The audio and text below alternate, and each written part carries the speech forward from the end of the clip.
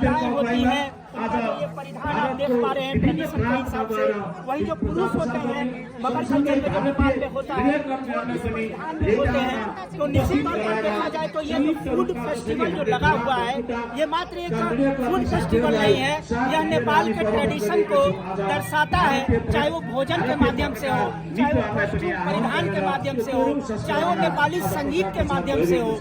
कई मायनों में अगर देखा जाए तो ये भेलेटार का फूड फेस्टिवल है ये काफी मायने रखता है। और सबसे अच्छी बात यह है कि नववर्ष 2026 आने वाला है और भेलेटार में इस तरह का जो आयोजन हो रहा है वो 9 वर्ष के उपलक्ष्य में यहाँ आने वाले जो तमाम पर्यटक होंगे उनके लिए एक सुनहरा अवसर है नेपाल के कल्चर को, यहाँ के जो ट्रेडिशन हो उसको समझने के लिए। तो निश्चित तौर पर नए साल पे यह बेहतरीन प्रदर्शन है नेपाल के भेलेटार में जो ये 3 दिन तक फूड फेस्ट चलने वाला है। आज 31 दिसंबर है जो 2 जनवरी तक इस फूड फेस्ट का आप मजा ले सकते हैं। नेपाल में आइए और मजा लीजिए।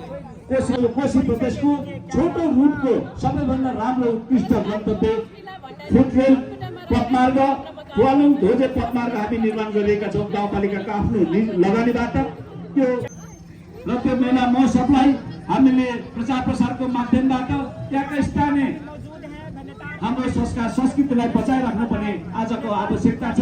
त्यसको लागि सागरीगढी गाउँपालिकाले सधैँ र सबै वार्डहरूमा हामीले साथ सहयोग र अभिभावक निभाउने कामहरू गरिरहेका छौँ र सागरीगढी गाउँपालिकाको मुख्य आश्रयको रूपमा आज पर्यटन रहेको छ र कृषि रहेको छ। यो दुईटै पक्षलाई जोडेर सागरीगढी गाउँपालिकाको समृद्धिको बाटो हामी जोडिरहेका छौँ। यो साथसाथ हामी अगाडि बढाउनको लागि अहिले भर्खरै मात्र पनि हामीले 4औं वर्षको रूपमा हामीले यो कृषि मेला सँगै फुड फेस्टिभललाई साथमा लिएर यसलाई एउटा प्लेटफर्म क्रिएट गरेर पर्यटन र कृषिसँग जोडेर हामी अगाडि बढाइरहेका छौँ, हामी अघि बढिरहेका छौँ भन्ने एउटा उदाहरण मात्र हामीले प्रस्तुत गरेका छौँ। आज भर्खरै मात्र मन्त्रीज्यूको पहलबाट कृषि मेलाको पनि सानो हामीले चाहिँ उद्घाटन गरेका छौँ।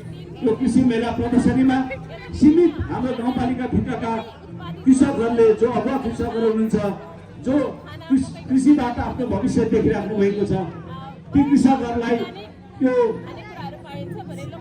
मेलामा उपस्थित गरेर हामी भोलि र पर्सि समापन हुने कार्यक्रममा हामी गाउँपालिकाको तर्फबाट उत्कृष्ट कृषकहरूलाई हामी सम्मान पनि गर्दैछौँ, प्रोत्साहन पनि गरिरहेका छौँ। हामी कृषि र पर्यटनसँगै जोडेर मात्र यो गाउँपालिकाको विकास गर्न सकिन्छ, समृद्ध गर्न सकिन्छ भन्ने उद्देश्यका साथ सागरीगढी गाउँपालिकाको लक्ष्यका साथ अगाडि बढेको म यहाँहरू सबै समक्षमा जानकारी व्यक्त गर्न चाहन्छु।